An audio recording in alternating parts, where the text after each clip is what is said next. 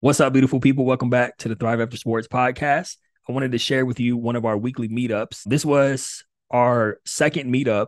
So I had to share this because I thought this was a great, microcosm of what these meetups will eventually look like. I think we had 6 or 7 people on the call. The group is still continuing to grow. So eventually these calls will have hundreds of people on them. But I want to have it structured the same way where people are connecting with one another, business deals are being formed, introductions are being made. You'll hear me say at the beginning of this recording that we're not here to just, shoot the shit and just chop it up and hang out. Like we're here to actually form businesses, connect with one another and support one another. And as more current athletes and student athletes join the group, then those of us who have already made it through to the other side of the transition will be able to support those athletes coming up behind us. So enjoy the recording. There's some great people who showed up, and hopefully we'll see you at the next meetup.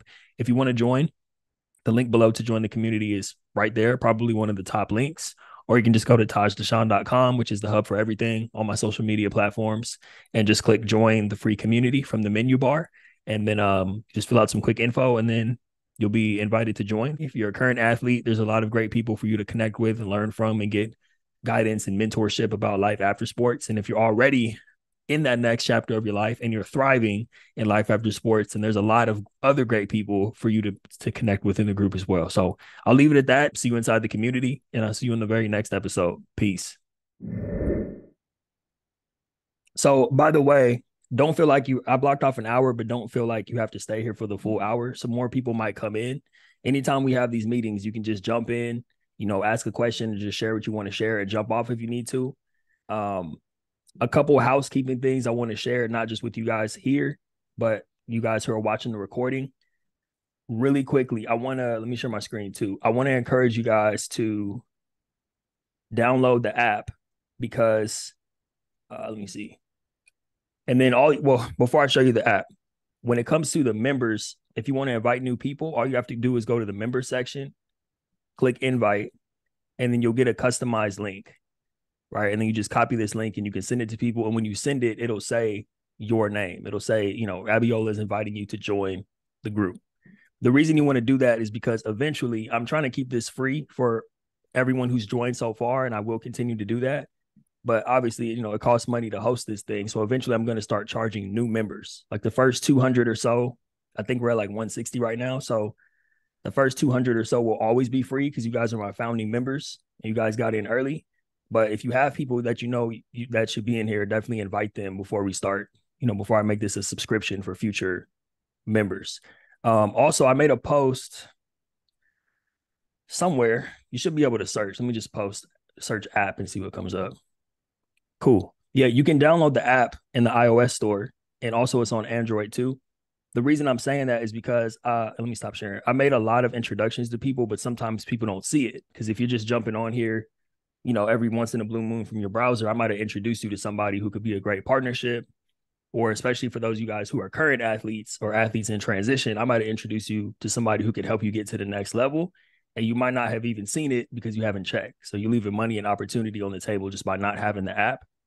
And I'm also not saying just to have the app, just to have it and have a bunch of alerts go off. Like I have it on my phone and I just, I get the alerts, not when they pop up, but I just scroll past it every now and then and be like, okay, there's a few alerts that popped up. Let me go in there and see what's going on.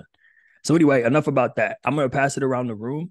What I'm going to ask you to do is just tell people who you are. Remember, like everyone in the group is going to be seeing this too. So whoever you're looking to meet, what you do, what you're all about, and then we'll circle back around, or even if you want to say it while you're introducing yourself, just kind of say what you need help with and who you're looking to connect with.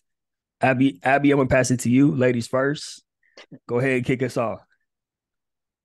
Sure, thank you. Hi everyone. My name is Abiola Wabara. I go by Abby. Um, Retired basketball player. Played at Baylor, national champion, and then played professionally for 10 years after that, all over Europe. And I'm Italian by birth and nationality, so I play for the Italian national team as well, Euro Cup and things like that. Once I retired, I started working for a consulting firm called Accenture. So I've been there for about since 2017, so going on 6 years. I'm a manager there. Love what I do, but we all know why we're here, right? A transition from being an athlete to not being an athlete anymore was tough. So I actually connected Montage as far as what I'm doing on my end of things, which is Global Life, is a consulting firm to help athletes transition from their sports career to not. And so I'm building that community, and being here is a way for me to share what I'm doing, see if there's anything that I could learn from what you're doing, and definitely finding ways to collaborate. So that's me. Cool. Thank you, Abby. And last question, I just want to add this on because I know you and I talked about this the other day when we first met. If I'm in this group and I'm like, what should I reach out to Abby for? Like, what do I need to touch base with Abby? What type of person am I if I'm like, I need to reach out or I need to connect with Abby? And this helps me keep it in mind too, by the way. Yeah, definitely. So in my mind, it's someone that is brainstorming as far as, okay, now that I'm either done playing or about to be done playing, what do I do next? How do I even figure out what I want to do next? I like to use experience based advice. So I don't call myself a coach by any stretch of the imagination. But I've helped some friends go through interviews, mock interviews. So kind of like put them through what I went through when I was interviewing to work for Accenture, reviewing their resumes and figuring out how to align what you do from a sport perspective to what it looks like in the corporate world, right? Because that's where I'm at now. So yeah, to me, would be someone to, if you want to brainstorm, bounce ideas with someone that's been there, done that, and it took a while, but I can say I've transitioned pretty successfully over the course of time. I think I would be that person to just give that initial advice and seeing how I can help further. Awesome. Thank you for that. So for those of you guys listening, that's I think about this group like if something like this existed when I was coming out of college and I was lost and I have access to all these athletes who have made it through to the other side and now they're doing amazing things and each of them specialize in different things. Like, I mean, that's a game changer. So also one of the things you and I discussed the other day, Abby, is programming. You do programming for universities. So anyone in here who is part of an athletic department, Abby's a great person to get in contact with. She has some fantastic programming that she can come in and do. Um, Aswan, I'm gonna go to you next, my man. Feel free to introduce yourself and tell everybody what you got going on.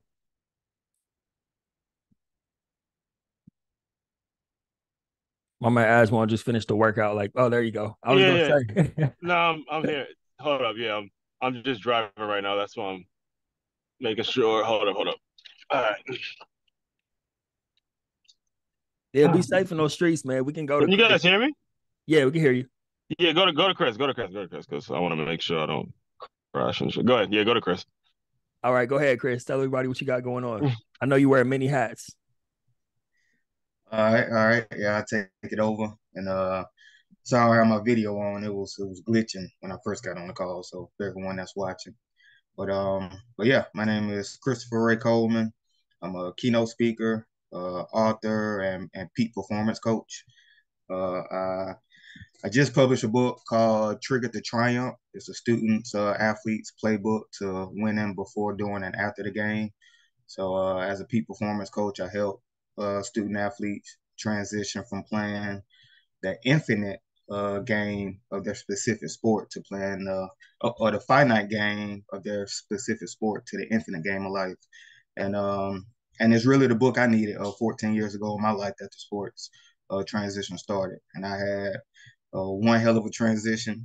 But I always say I instead of transitioning from being a student athlete, I'm still a student athlete. Like even today, I still write books. I study peak performance and neuroscience. I'm a competitive athlete, as a power lifter. So I'm still a student athlete. But what the transition I had was I transitioned from playing the finite game to playing the infinite game. And I think it's some power in us. I mean, to me, it's illogical to be a student athlete for 2 decades until your 20s, and then after you graduate, now you have to find a new identity. I think we should remain student athletes and simply just transition and transfer all of those skills and that mindset into other things that we do. So that's what I do right now, mainly keynote speaking. For over a decade, I was in corporate. I was a district manager. I ran a sales organization. I had a couple of startups in my 20s. I'm 32, so ran a couple of businesses and started a couple of businesses as an entrepreneur. But now I'm diving deep into the student athlete development space and doing keynote speaking for athletic departments. Going to do some consulting and of course some coaching. But a part of this group, anyone, of course, if you at an athletic department, you're doing some programming, need a keynote speaker. Uh, if you, of course, a student athlete, and really, if you want to stay in the sports industry, I think, man, if I was coming out of high school and knew I could make a living and still be in the sports industry, from a business standpoint, then like that would have been a dream of mine. And we see today how the sports industry is growing, like every seems like every NFL stadium is being upgraded. Seems like, every top male athlete is investing in women's sports. So like it's crazy nowadays. But when I was coming out of high school, in 2009, it was just like if you was an entrepreneur, that means you was a loser. That means you couldn't get a job. So and today we got entrepreneurship programs and departments in colleges. Someone wants to reach out to me, say how they can still stay in sports, still be a part of a team, but from a sales standpoint, from an executive standpoint, or run a business or a brand that can serve the sports industry or student athlete development industry, then you can get in touch with me. Thank you for sharing that, Chris. Man, I love your line about going from the finite game to the infinite game. I saw that when you posted about your newsletter the other day. I think that's dope. And you mentioned your new book. How many books do you have total now? Well, I'm glad you asked because you bought my last book. So Right. the book I have now is basically a rebrand of that book. Okay. So and I've been meaning to send you a copy of it since you supported the first book. So I wrote a book when I was 25, I think 26. I was turning 26. It was called The 180 Effect. And it basically talked about how I went from homeless to business owner, which was a part of my student athlete, my life after sports transition, and how I started my first business when I was 22 and built a sales team and sales organization. But that book, although it meant well, it did well. You say you got some value from it. It just I wasn't in the right space of healing from my transition to write it, and I actually talk about it in my new book why I rebranded it. So I went from the 180 Effect, and like I said, I just rebranded it, republished it, and it was more so catering to like sales professionals and entrepreneurs and people that want to get up into the startup ecosystem and world.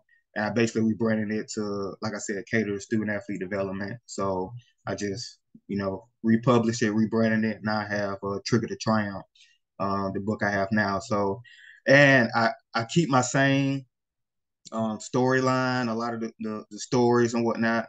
But over the last couple of years, I've been studying, of course, neuroscience and peak performance and things of that nature. So I have a lot of those like studies and research and like a entry level to all of those things like flow triggers, how we can, perform our best and feel our best, and that's all peak performance is getting our biology to work for us rather than against us. And it's an entire field of study. So I implement a lot of that into the new book as well.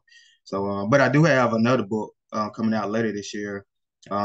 Trigger to Triumph is for student athletes, and I have a book coming out called Equate, how to connect to a modern day student athlete. So that's more for like coaches, students, basically anyone that plays an important role in a student athlete's life and ecosystem. That book is for them so they can connect better with student athletes. And like Trigger to Triumph is, in all actuality, it's the book I needed when I was 18 and transitioning or going through my transition. Well, yeah, man, I really enjoyed the first book and looking forward to checking out the revised edition. I always support the homies, but I am not too proud to accept a free copy. So I will be on the lookout for that as well. Thanks for being here, Chris. I got you, man. Yeah. Aswan, you good, man? Are you safe on the road? Okay, there we go. I'm safe on the road. My bad about that, guys. All good, man. So yeah, as one Crookshank, I'm a four-time published author, and I built up a whole framework, a whole mindset, a whole philosophy that really brings the idea of innovative teamwork and sports marketing into one world. So the first book I put out there is called Swiftly: Your Guide to Innovative Teamwork, and I put a podcast out simultaneously with that book. And the podcast now is the number one show on innovative teamwork. And ever since then, I've had this vision, this whole philosophy about how we can take what we've learned on the football field as a former football player in terms of teamwork, and how we can apply it to businesses and make it so businesses run more efficiently. And I've just been kind of going with that concept ever since. So No, and never mind. I'm gonna come back to something. I'm gonna ask you something later. I want to give Jaron a chance to introduce himself. What's up, Jaron? yeah, go ahead. Jeremiah. What's up? Hey man, I forgot to tell you. I know you just popped in. First of all, thank you for being here. How's the baby doing, man? He's good, man. He's good. He's with the wife right now. Okay, great to see you. Yeah, I think it's the but first time I actually ever seen you. We done a lot of phone calls over the years. yeah. I don't know if we've ever like been on like a Zoom together. This is So it. What we're doing right now, I'm just passing it around to everybody to introduce themselves and just tell not just the people here on this call, but like everybody in the group, tell people what you're about, and who you're looking to connect with. yeah, for sure. So Jaron Stewart, I'm former athlete, ran track at University of Maryland, studied kines, went on, got a master's in exercise phys, kept running track in grad school. Started my career as like a personal trainer. Started my own company called Super Me Performance, where we essentially help train athletes that wanted to go to the next level, so high school or college. Ended up selling that business in 2016-ish, stayed on to continue building a brand, and then went back to school again and got my MBA from UCLA. Have since pivoted into more of a marketing role. So now I'm a senior product manager at Procter & Gamble. And my passion project right now is called the Blacktop Game. So we are essentially think of it almost as like field day, but specifically for former athletes. So like battling it out, kickball, dodgeball, flag football, playing a bunch of sports with former athletes. We have everything from athletic trainers on site if you need to get stretched out in between matches. We have like a recovery center with like Therabody boots and everything like that. So that's what I'm currently working on. Honestly, just want to connect with any and everybody in the space, and happy to be here. And when are the Blacktop games kicking off? I think you said next year sometime, right? Yeah, so we're targeting next year. We're actually shooting our promo reel next weekend, out in West Covina, out here in Los Angeles. But kicking off first event either like late this year or like early next year. So looking forward to it. I'm definitely coming back home to LA to be a part of the first ones, man. Pull up, pull up. Chris is funny. Chris said that's dope. Nobody want to see me on the track with the Blacktop games. That's funny. Exactly.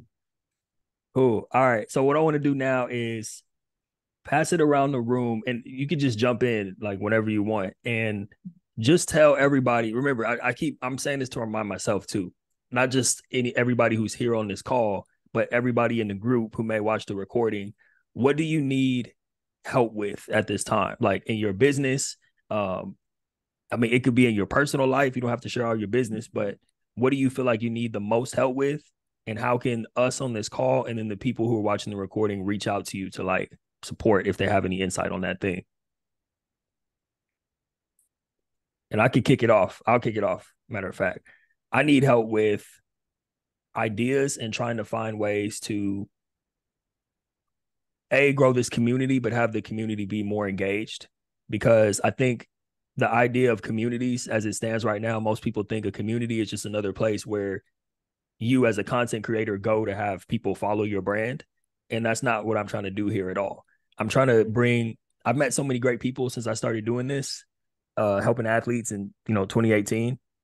I have 5 years worth of like relationships with people like yourself that I really, and new relationships like Abby, who I just met 2 days ago, constantly meeting great people, And I'm trying to bring everyone together because I feel like this space of supporting athletes is so isolated. There's a lot of cliques and certain people only rock with each other, or certain people are just lone wolves. And I was a lone wolf for a long time. So by bringing us together, we empower each other's businesses and bring more support to each other's businesses. And also we create this network to where the athletes coming up behind us can have a soft landing because they can tap into people like us. So if you guys have any ideas about how to get people more engaged or how to convey that message so people understand that, hey, this is for you, not just a place to like support what Taj is doing. And then also how to get more people. I know this is only the second one we've ever had, but how to get more people onto the meetups because, and I'll share this and then I'll shut up because I want to hear what you guys have to say. But what I've been thinking about doing instead of having just people come together, having like a business spotlight or someone coming on, like Abby could come on and talk about a certain topic, and that'll be like a mini workshop. And then we'll get into more of like the networking, connecting type support. That way it's an event, but also a meetup type thing. So you guys have any thoughts on my little TED talk that I just gave? I mean, one thing that I've realized too, because I have kind of similar challenges, but one of the things I'm attempting to do is make sure I run a successful event in which people show up offline because my business and I think most people are kind of over it when it comes to Zoom and virtual this and meeting on via social media. A lot of people have just kind of gotten over it and it's a whole different situation when you can meet people face to face, look folks in the eyes, shake hands, and really get a feel of if this thing is going to last, is this relationship going to last, or if it's someone you don't want anything to do with, you can get all that through a face to face conversation. So one of the things possibly we can collaborate on this, Taj, is I'm doing an NIL info session seasonally. The first one, and the plan is to have the first one in October, and then do one in the winter, do one in the spring, and do one in the summer. And the summer attach it to like a football camp. So like I shared in the community, I connected with this company named Proactive Athletes, and I have a meeting with them on Monday. They actually know Alex, I think it's Alex Molden or something like that. But one of the things I'm going to tell them is to say, hey, why don't we take, I think I actually should have it right here. We take a book like this and just attach it, say, the Six Figure Athlete Football Camp, run it in the summer. We got a whole 12 months to promote a camp where people are showing up. We get hundreds of people showing up for a camp where it's dialogue face to face as opposed to trying to get people on something virtual when everyone's kind of appetite after COVID for virtual shit is kind of they're over it. And a lot of people are over it, especially after everything we lived through. Nobody wants to see you on virtually no more. We want to be dialogue face to face so we can chop it up. Right. I think a part of that. So first of all, let me just talk about what you said about people not wanting to be on Zoom. I'm in agreement with you. I'm on Zoom meetings throughout the week. I know everybody is too. And so for me to like, for all of us to be here on a Saturday on Zoom again, I'm like, yeah, that's not exactly appealing for most people. But that's why I'm trying to really hone in the message of we're not here just to shoot the shit and just to hang out. We're here to actually make some stuff happen. Like what you just said about in person. Now you got my gears turning. Like, and I'm not attached to being like, oh, Right. let's have like Thrive After Sports events. How can we come together to support one another's events, right? Making sure everybody gets taken care of, but also making sure that we're giving everyone an opportunity to meet up in person, just like what Jaron is doing with the Blacktop games. Like that's dope. Like I'm excited to be able to come out and so. But that's the thing. It doesn't have to be a Thrive After Sports event. You have such a strong network of people. Let's say I was to put on a camp named the Six Figure Out. Let's say it works out with this guy, the Six Figure Athlete Football Camp. He's gonna ask me, okay, who came up with the book? Who put you on with the book? How did you even get involved? And obviously, your company is the one that I say first. You know all these people. They come to the camp. We start telling people, yo, we got Jaron that might be there. If the obviously it's a whole year, we got to plan it out. We got Chris might be there. We got all the people that he connects with on a daily basis could be at the camp. If I'm a player, if I'm a parent, I say, fuck yeah, I'm signing up to that shit because it's like I'm learning more about instead of me just going to a camp for one college and might or might not get an offer, which I know more possibly I won't get an offer. I'm going to go to a camp that's going to make it so if I don't get that offer, at least I got that foundation. At least I got something out of the money I spent on a camp, as opposed to going. I mean, you go to Chuck Priori, it's like, okay, what the fuck did I learn went to Long Island, New York, as opposed to going to a camp where, I mean, he can see the film if he wants me, he wants me. If he doesn't, he doesn't. But if I'm gonna go to a camp, I'll pay money to go to a camp. I'm gonna go where my son is, gonna get some actual game, some value if he don't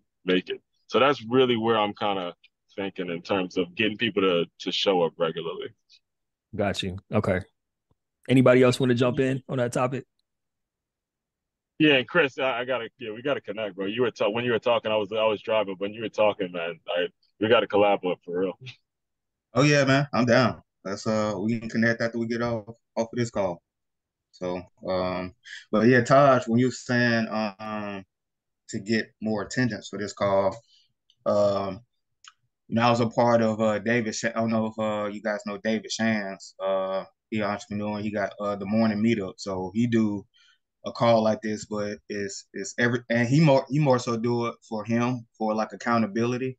So he does it every single day, morning, Monday through Friday, every single morning, and he has like over 100 people in it. Like and some big time people like Keon Davis, who has like the smoothie brand and has worked with like Tyler Perry. Like he got some big people on the call, and a part of that was, like you say, he'll have like one person doing uh basically like a master class. So it's like a workshop, so people are leaving with actual value and actual like takeaways, sales. Like these are some sales tips you can do like today and increase your business. These are some branding, some marketing, some video content, etc., that you can implement immediately after you get off of this call. So of course people are showing up for that, because that's some actual tangible value that they can get, but also for the community. It's a great community. They chop it up in the beginning. Sometimes people stay over, so they just talk and catch up and whatnot. So you have that aspect of it too, but there's a focal point, like you said, it's an actual event. And also it's sometimes people that have their own communities. Like, so instead of paying for my community over here, you know, I'm bring, they're coming into that community, and giving away. And also these some people that have courses and do keynotes and whatnot, but because they're part of this group, they have access to this person, so and in all actuality, that's the big kind of USP, the sales proposition in these communities is access. It's access to people that you wouldn't necessarily get in another way, or you have to pay a shit ton of money to be a part of their group or their community. But because you're here, I'm gonna bring this person in, and you get to talk to them here. So that may be a great way to increase the attendance. Okay. Yeah, thank you for that, because that really just drives the point home that David Shands is doing it. And obviously David Shands has a huge following, which helps with the attendance. But the main thing I took away from what you said is about having it be a combination of a masterclass and a meetup and a networking call. And anyone on this call could easily lead a workshop. So it's like, I think that's what I'll do. I'll start just taking a poll or just getting a feel. And you guys feel free to be the first ones to do that. Like, hey, I want to teach a workshop on this. And then I could schedule it out to where it'll be like, all right, this week, so and so is going to teach a workshop for the first 15, 20 minutes, however. And then we'll spend the last, 30 minutes or 45 minutes of the call or more just doing networking and connecting like we're doing now. So that's good. Jaron, were you about to say something? You look like you're deep in thought. Yeah, no, I love the idea of a masterclass. I'd say really really feel everybody when they were mentioning like virtual being hard now. The other idea, if it's not like masterclass, so I'll preface this by saying like I like the masterclass idea more, but another opportunity would be, even if it's not someone like teaching a class, if you put a poll in a group or whatever, and it was more so like the different like what topic are we like discussing today, so then people can sort of like prioritize like, oh, like I really want to be there for that conversation on XYZ topic. So they'll start like putting that in their like calendars to like save the dates. But like I like the masterclass idea more. So That just made me think of something else. Oh, go ahead, Tosh. no, go ahead, please. All right. So, I mean, it also, when you're inviting people to the group, that could be the way you invite them. Hey, do you want to teach a master class? Come teach it. So, like the people that I just did an interview with. They're doing this huge conference in Baltimore. If I reach out to them and say, hey, there's a community of people, do you want to come and just speak during a meetup? And then that'll be a way of them not only coming in the community from an invite standpoint, but you've also given them value because you've basically done their job. You've already created the network of people that are willing to listen, and then they come and teach a master class. And now it's like, okay, now you bring in people, and then you could really start charging because the people that will be coming in, the folks that you gave that platform to, like let's say you gave me the platform to give a workshop and say now, you can come in the community and it's $20 a head or whatever. The person that you just gave the platform to is going to push the sale for you. So then that's just like passive income coming in for you because you just gave this person an opportunity. Y'all split the fees or whatever, however you want to do it. And it's like, hey, you got a little TJ on the way, so you got to make sure it's feasible. You got to make sure it's feasible at this point. You can't be doing too much free shit for too long. Right. I'm around kids all day, so I know how it goes.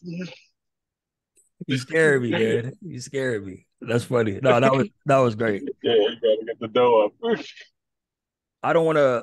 So first of all, thank you guys for everything you said. I got a page full of notes, and I'm definitely going to go back and listen to the recording. But I don't want to be monopolizing this call with what I need help with. Does anybody else want to throw something out there that they want to get feedback on?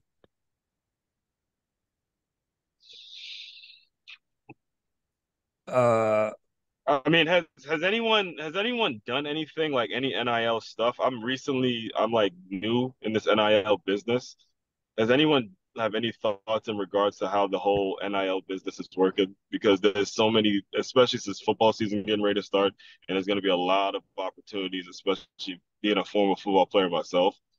Has anyone have any thoughts in regards to name, image, and likeness?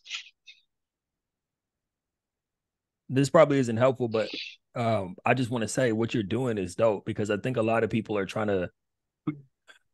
There's a lot of people that I see. And by the way, I stay in my lane. NIL is not my lane, so I haven't even dipped my toe into Yeah, that, and I don't plan to. But what I see you doing right, is you're just being proactive about it because most people are like, "Oh, I'm going to form this NIL right, company," whereas you're just making connections and leveraging products and services that you already have to be able to find athletes to sponsor, to create NIL partnerships with. And you talked about that on our last meetup. right. I think that's dope. So, But uh, but I'll tell you the challenge. The challenge is getting people to actually do what they said they were going to do. So have had so many conversations with the quote unquote experts in the NIL business or the managers, the ones that are supposedly looking out for the athlete. But I'm not getting enough, in my opinion, a lot like you. I'm not getting enough feedback or engagement from them to keep things going. So I'm just wondering if because it's such a new space and you're kind of free to do your own thing. I was just curious if anyone in here has any interest or has any thoughts on how the whole thing is working. So Yeah, from my view, it's a shit show right now. So, because yeah. like it's no universal like standard or regulation around it.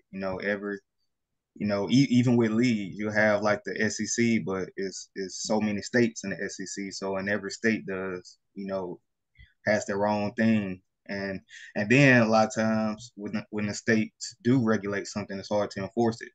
Because Mhm, like you said, sometimes it's contracts with like third parties where it's outside of the college, and the player. So I just think it's a wild, wild west, kind of like when back in 2009 when social media kind of quote unquote first started mhm, and things were just all over the place and whatnot. It's the wild, wild west. So, but I'm kind of like Taj, like I'm outside of it. It's not my lane, but I do my best to stay educated on it and just connect with. So I'm glad you're going into it so I can like stay close mhm, with you. I know I'm real close with Jim Cavell that has the influencer brand. mhm. I'm here in Alabama. He's in Oh yeah, Birmingham. yeah. I think I did.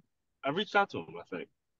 Yeah, so I'll do my best to connect you two. He's I mean Right. he was just at SEC Media Day talking about NIL, Yes. so I can connect you two. But yeah, I just think Right.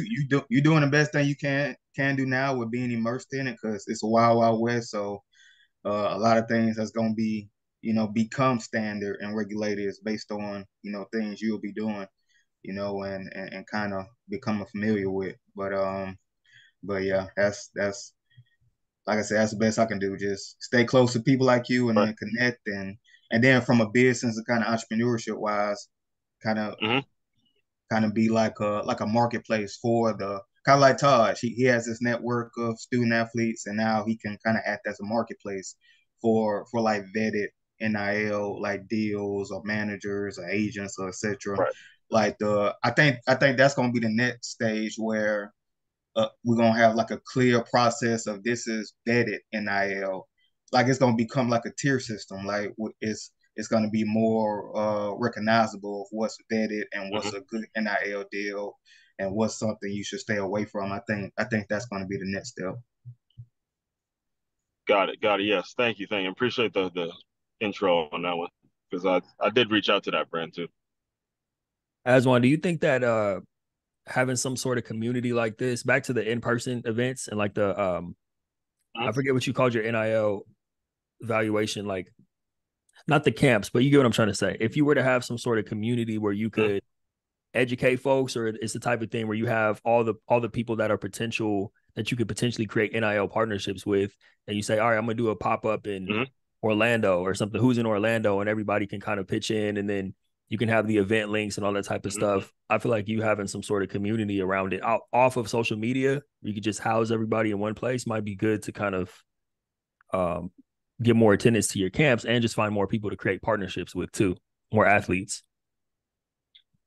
Yes, that is the goal. That's the reason I made it a seasonal thing. Now, where I'm currently located in West Palm Beach, it's kind of the perfect location because there's so many athletes and so many sports out here in West Palm Beach. But eventually, it'd be nice to say, okay, I'm going to do it, announce it a year in advance. I'm going to do it in Miami in the winter, and then I'm gonna come out to LA and do it in the spring, and then in the summer I'm gonna go do it in DC, and then coming back. And every year we know season league gives everyone a bunch of time to be able to attend it, and that's kind of the bigger vision of what I'm seeing.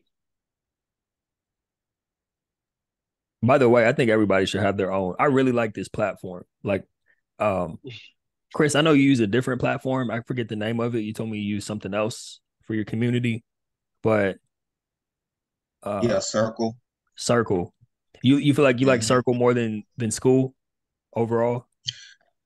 I haven't launched it yet. I've just only been a member in Circle for another community, but I mean to be honest, they're both easy navigation. It's I think with Circle it kind of becomes more advanced. Like of course you pay to play. It's like kind of more features, and I think you can like integrate it more into like your brand or website. So it's just better integration. And this seems like it's an app where people gotta have to become kind of more they have to kind of change their behavior and start coming to this app a little bit more. And I think with Circle you can like just integrate it so you can bring that to where like a website or whatever. But nah, this is cool.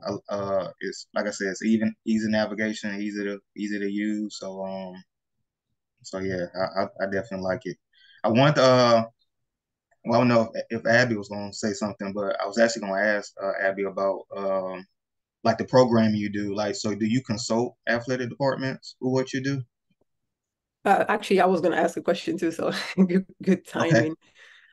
So no, I don't consult. I do that as my job, like my 9 to 5. I'm a consultant there. I'm a manager. But as far as what I'm trying to do for teams is, I want to do workshops with athletic departments in college, and pretty much trying to get athletes to start brainstorming what their future will look like with and without sport. Because I feel like what the gap is by the time we are almost retired or retired, real life, quote unquote, real life hits us like wall. There was no in between forethought on what you want to do next, what you could potentially be interested in, where your talents might be, etc.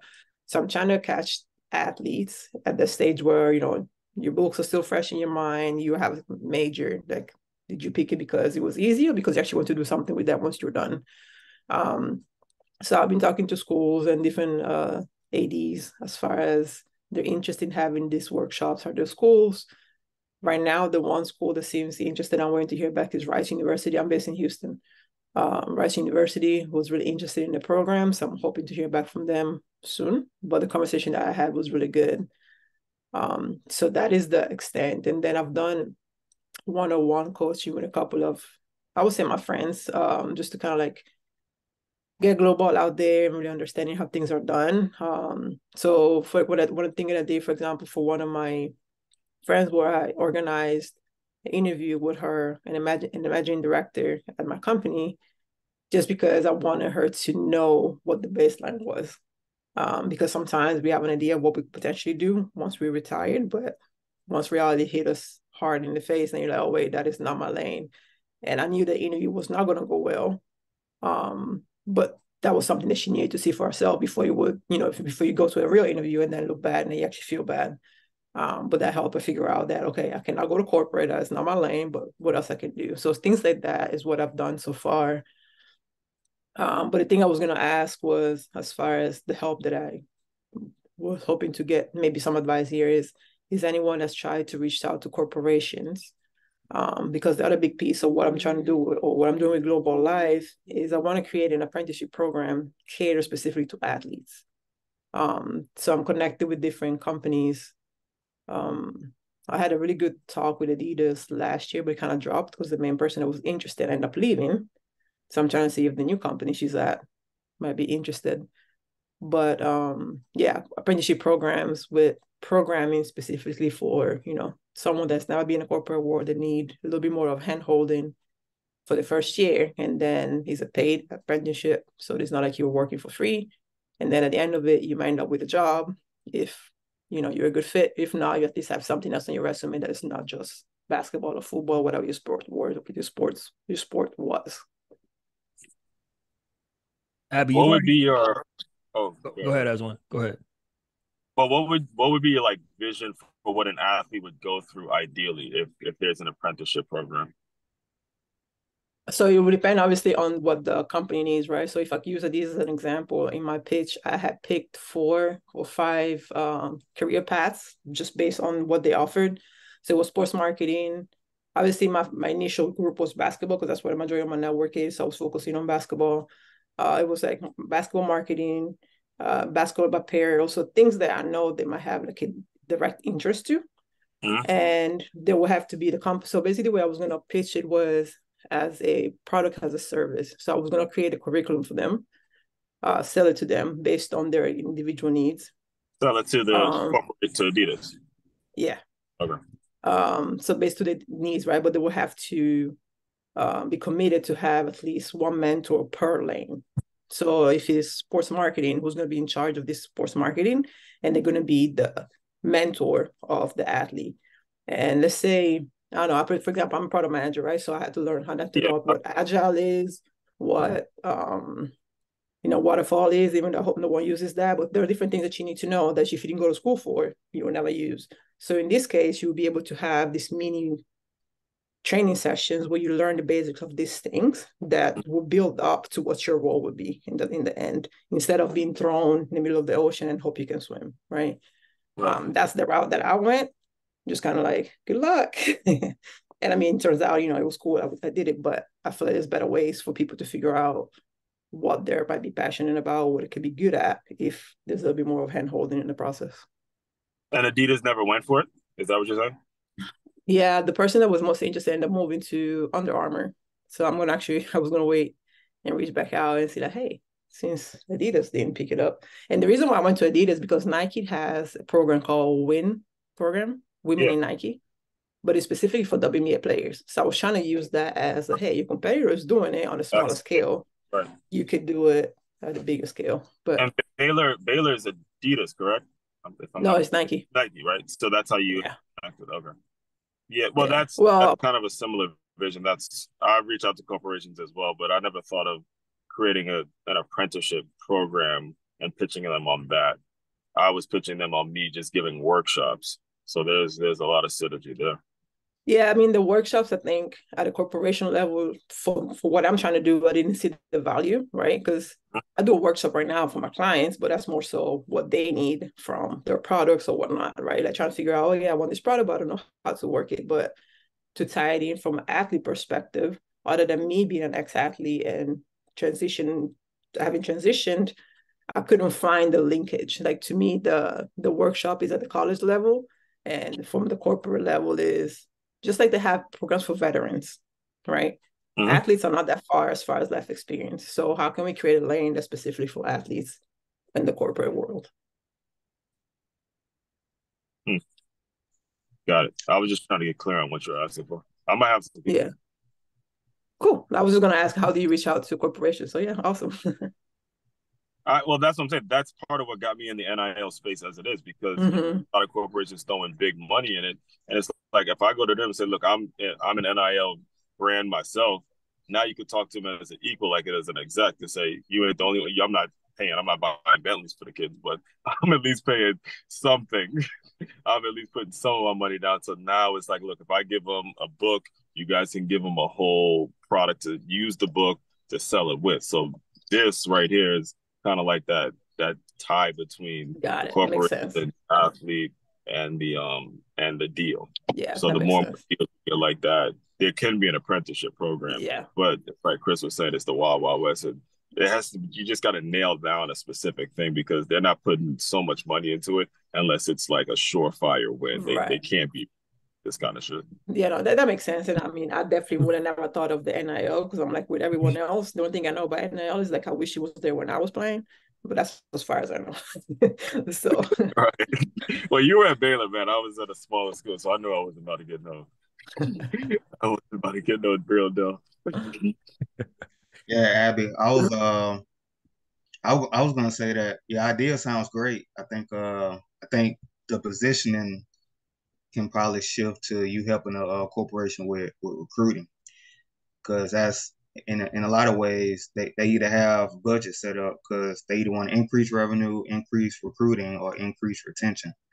So of course you, in its essence, what you're doing is a apprenticeship, and it can stay that, like that's what you want to do, that's what you want to provide.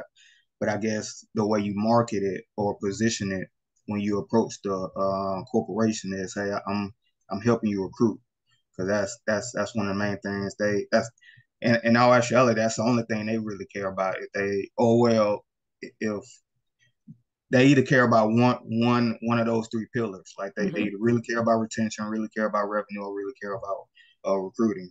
So kind of like, I mean, that's in all actuality, this will essentially become just a great recruiting hub. Like even with what this is right now, with what Taj has, like in a year or so, he's gonna have over 500 student athletes a part of this. Like a corporation gonna look at that and say, oh man, they get weekly, master classes. They have a great community. Like that needs to be the place I recruit all of my future and employees from. So I think if you approach and of course somebody may know this, that like department head, they may know this better, but just from my experience and also with some speakers I know, that only deal with corporate, like they know, like in the discovery call, like, okay, well, tell me, do you, or are you trying to increase the recruiting, increase the revenue, or increase the retention? So if you can approach a corporation like, hey, I'm gonna help you recruit more people, and they're gonna be prepared to perform and execute, because I've held their hand for a year. So on day one, when they start in your workplace, they're gonna be ready to perform and execute. Like they'll pay you, like they'll throw the goose at you. If you can help them, because I read this study a long time ago, even with Zappos, like Zappos would spend a year retraining students that entered their workplace, Yep. because essentially what they learned in school hindered them in the workplace. So they actually had departments and budgets set up to retrain uh, graduated students that entered. So if you can come and just eliminate that, and kind of save them all that money and labor and that heartache. And like, look, the people that's going through my apprenticeship, they're gonna be ready to perform on day one. Then like I'm sure they have budgets and whatnot set up. So I'm sorry to be long winded, but I think I just from what you were saying, I'm like, this sounds great, but from an employer standpoint, if you position it like I'm just gonna help you recruit. I mean, Yeah. we know in sports, like that's at the end of the day, whoever recruits the best gonna have the best, team. Yeah. So No, you're absolutely right. I guess like I didn't use those words, but like the way when I pitched it to Adidas, pretty much I pulled up the stats, right? How many companies like to hire athletes? How does that help you with your inclusion and diversity goals, right? So recruiting the right folks. Because I mean, majority of athletes are going to be probably like people of colors or minority, right? And in my space, I was specifically looking at women at the time, more so just because that's where my network is. So to your point, yes, the recruiting is an important keyword to use when trying to appeal to these corporations. Because at the end of the day, like you said, right, that was making an example that Rise, like a lot of people from Accenture go to Rise Business. But what if now you actually have a tent outside of the athletic locations, right? Not just in the business school, but now you're going to the athletic side of the campus. So that's kind of like what I was thinking. But I like the way you framed it, because that's kind of like gives it a better picture of what I was trying to say. Abby, you've already created or you've already been doing some sort of apprenticeship program with Accenture, right? No. So Accenture has an apprenticeship program for folks that are not college graduates. So when I pitched Global, it didn't work because all athletes went to college and there's so much, at least 90% of them graduated. So that program didn't necessarily match. But it did tell me to come back like a year later to see if their apprenticeship program worked, to see if there were other spaces. So I was actually waiting to go back with Global Life and be like, okay, hey, the apprenticeship program worked because there were a bunch of folks with a high school diploma that now work in corporate.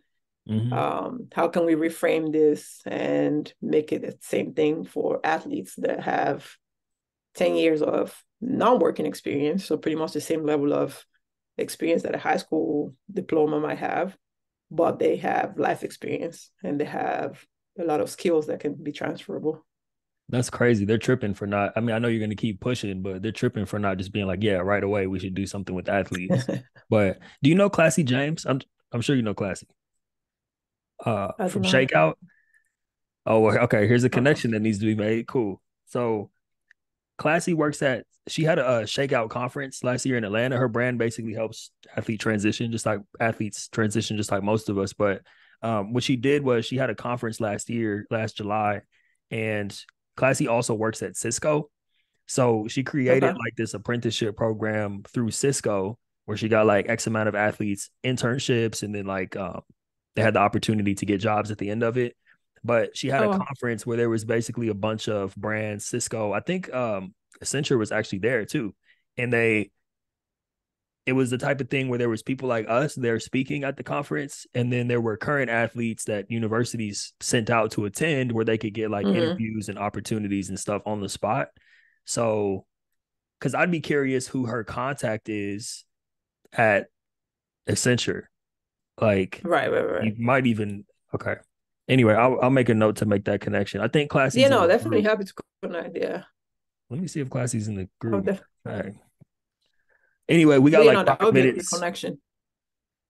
Guys, we got like 5 minutes left. I want to respect everyone's time. Does anyone want to share anything or ask any other questions or anything before we hop off? Is Classy in here? By the way, yeah, Classy is in here. I just gotta. My bad. What'd you say? No, I was saying I'm good. I didn't have any more questions. So okay. So first of all, thank you guys for jumping on. I want to encourage you guys to connect with each other. Probably the easiest way to do that is I believe most of you have your social media handles and stuff on that way it just makes it easy. Like you can just go into the group. I could type in Aswan and go on the profile, and like all Aswan's social media handles are right here at the bottom. So that's a great way to keep in touch with everybody. One last question, and then I promise we'll jump off. But can you guys throw some topics out there? I just want to write these down real quick. Like, what topics would you guys want to teach on? Because I really like that masterclass idea and giving people an opportunity to share. Because then I could share that content with you guys too. Like, you come on here, do a masterclass. The people who make it live, they make it, but then also the recording is shared in the group, and I'll share the recording with you. I'll probably even put the recording of your masterclass and the whole event on my podcast. So it's going out through multiple channels. But what would you guys want to teach on? Just give me some topics real quick. Or what topics you'd want to see. That's another thing. Either one. Yeah, I could teach like peak performance, identity, anything on identity, anything dealing with risk or entrepreneurship, sales. I think that's, of course, branding, personal branding. I think that's important. I mean, I'm getting all kind of topics. I don't want to step on anybody else. Chris, Want to throw something out there. What do you mean by risk? What kind of risk? Like high consequences. So it's actually a flow trigger. So anytime we do something risky or that's high consequence, we pay attention to it and focus. I mean, that's the name of the game and what we do, and that triggers flow. When of course flow is it helps us perform our best and feel our best, and that's all being in the zone is. Flow is a technical term in the neuroscience term for being in the zone. So like I said, when we take risks, when we embrace risks, and we do anything that has high consequence or high stakes, it peaks our performance and it helps us perform in our optimal state. So, but of course, there's some risks, of course, we shouldn't take, and then some risks we shouldn't. There's social risks, there's physical risks, emotional risks, mental. Like it's all certain aspects. So kind of teaching and training on that, how to take if anything, not, I don't want to say safe risk, that's a, for lack of better terms, but risk that doesn't, and another flow trigger is called challenge skill ratio, where what a challenge slightly exceeds our skill set. So that makes us pay attention more and peak our performance. But you want to make sure that it stretches us and it doesn't snap us. So introducing risk into it, where yeah, it's risky, but it doesn't take us too outside our skill set, and it's such a challenge where it snaps us. On another term, it bends us, but it doesn't break us. So so embracing risk to the point where it increases our performance and helps us perform in an optimal state.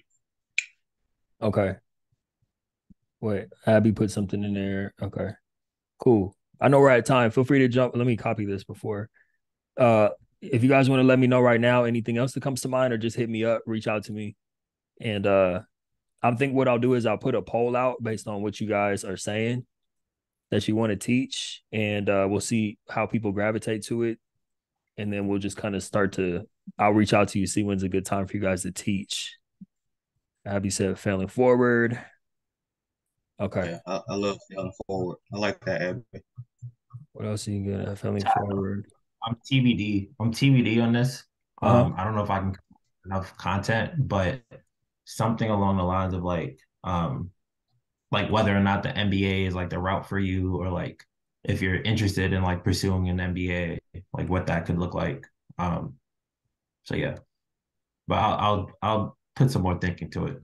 No, that's a good one. I wrote that one down because some people, as I'm sure you guys see, they'll be like, I'm gonna go get my MBA, but they're just doing it because they don't know what else to do. And I think it just adds another notch to which is true, but like I like that idea. What's the intention behind your MBA? So that's good. Okay. Cool. All right. But thank you guys. Hope to see you on more of these, especially as the group continues to grow. If any of you guys were all dropping gems, so if any of you guys want like a copy of the recording or something, just hit me up and I'll get it to you. But aside from that, great to see you. Enjoy the rest of your Saturday, and I'll see y'all sooner rather than later. Peace. Later, y'all.